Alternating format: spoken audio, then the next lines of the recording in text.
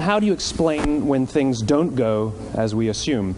Or better, how do you explain when others are able to achieve things that seem to defy all of the assumptions? For example, why is Apple so innovative? Year after year after year after year, they're more innovative than all their competition. And yet, they're just a computer company. They're just like everyone else. They have the same access to the same talent, the same agencies, the same consultants, the same media. Then why is it that they seem to have something different? Why is it that Martin Luther King led the civil rights movement? He wasn't the only man who suffered in a pre-civil rights America, and he certainly wasn't the only great orator of the day. Why him? And why is it that the Wright brothers were able to figure out controlled powered manned flight when there were certainly other teams who were better qualified, better funded, and they didn't achieve powered manned flight, and the Wright brothers beat them to it? There's something else at play here.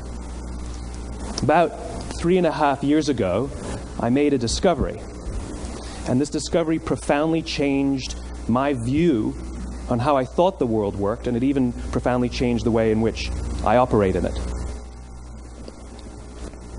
As it turns out, there's a pattern. As it turns out, all the great and inspiring leaders and organizations in the world, whether it's Apple or Martin Luther King or the Wright brothers, they all think, act, and communicate the exact same way, and it's the complete opposite to everyone else. All I did was codify it. And it's probably the world's simplest idea. I call it the golden circle.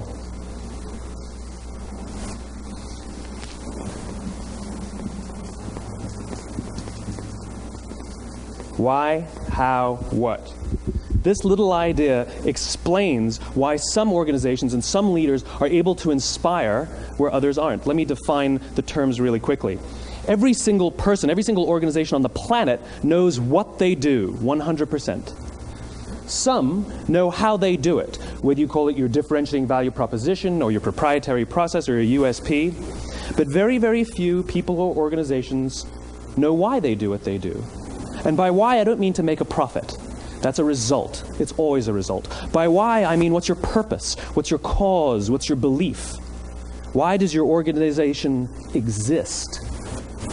Why do you get out of bed in the morning? And why should anyone care? Well, as a result, the way we think, the way we act, the way we communicate is from the outside in. It's obvious. We go from the clearest thing to the fuzziest thing. But the inspired leaders and the inspired organizations, regardless of their size, regardless of their industry, all think, act, and communicate from the inside out. Let me give you an example. I use Apple because they're easy to understand and everybody gets it. If Apple were like everyone else, a marketing message from them might sound like this. We make great computers. They're beautifully designed, simple to use, and user-friendly. Want to buy one? Meh. And that's how most of us communicate. That's how most marketing is done, that's how most sales is done, and that's how most of us communicate interpersonally. We say what we do, we say how we're different or how we're better, and we expect some sort of behavior, a purchase, a vote, something like that. Here's our new law firm. We have the best lawyers with the biggest clients. We have, we always perform for our clients, do business with us. Here's our new car. It gets great gas mileage. It has, leather seats. Buy our car. But it's uninspiring. Here's how Apple actually communicates. Everything we do, we believe in challenging the status quo. We believe in thinking differently. The way we challenge the status quo is by making our products beautifully designed, simple to use, and user-friendly. We just happen to make great computers.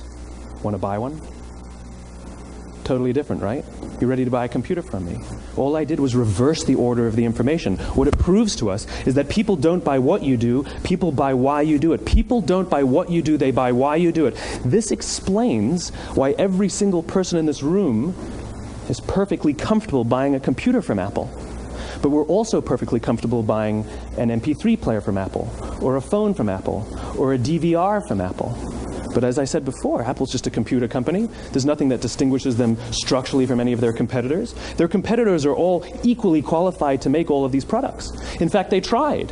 A few years ago, Gateway came out with flat-screen TVs. They're eminently qualified to make flat-screen TVs. They've been making flat-screen monitors for years. Nobody bought one.